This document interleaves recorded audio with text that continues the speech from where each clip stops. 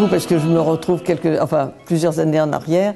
Je retrouve Albert Daudenat-Gérard au tableau en train donc de former très bien les futures hôtesses. Bon, ben là c'est Francière qui est en train de préparer au saut les futures candidates qui voulaient devenir infirmières ou secouristes parachutables. Effectivement, l'entraînement était assez poussé, assez rigolo, mais assez poussé.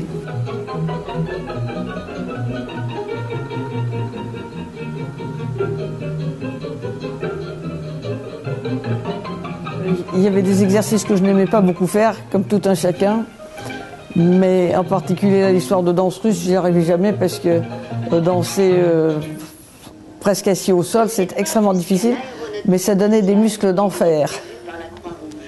Je me souviens surtout de celui qui a précédé le premier saut, ou d'anciens parachutistes qui s'occupaient de nous, donc chanter alors qu'on se demandait si on allait sauter ou pas, chanter « Voilà le bon vent, voilà le petit vent, le vent joyeux », et on avait envie de leur tordre le cou en leur disant « Vent ou pas vent, ce qu'on voudrait sauter, parce que vraiment attendre, c'est la pire des épreuves ». Et finalement, ce jour-là, on n'a pas sauté. Donc la fois suivante, quand on nous a dit qu'il fallait se mettre en position et qu'on allait sauter, bah, du coup, on y a été un petit peu plus décontracté en se disant qu'on avait eu tellement peur la première fois que là, il fallait y aller. On y a été beaucoup plus facilement.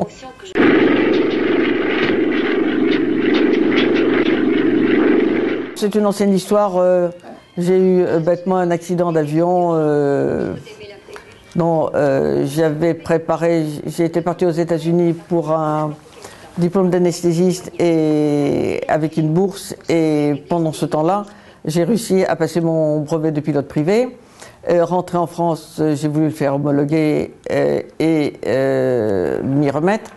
Et à ce moment-là, j'étais rentré dans l'armée de l'air. À Fort-Lamy, bêtement au décollage, j'ai eu une panne d'essence au décollage et je me suis crashé.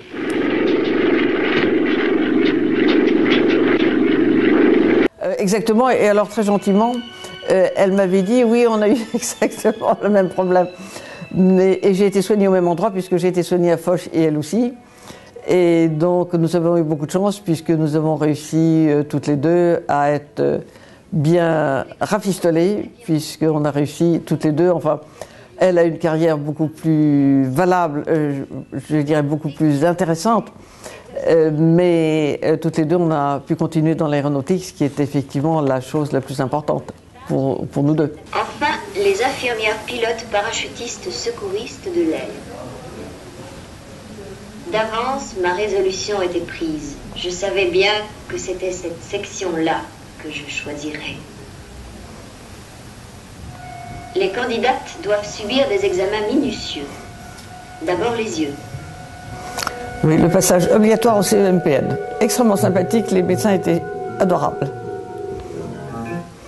Ensuite, une radio. Et on savait ensuite qu'on était apte. À l'occasion de ces examens, je fis connaissance avec une science nouvelle pour moi, la nismanographie, ainsi qu'avec des appareils permettant de déterminer les possibilités physiques du sujet, depuis sa capacité thoracique et ses réactions cérébrales. Là, l'examen est très très poussé. Jusqu'à l'état de son cœur.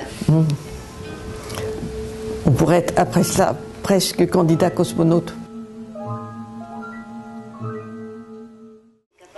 Oui, là, donc l'équipe parachutable était faite pour monter des antennes chirurgicales, et c'est ce qu'elles essayaient de faire donc en arrivant au sol, pour montrer que c'était leur but.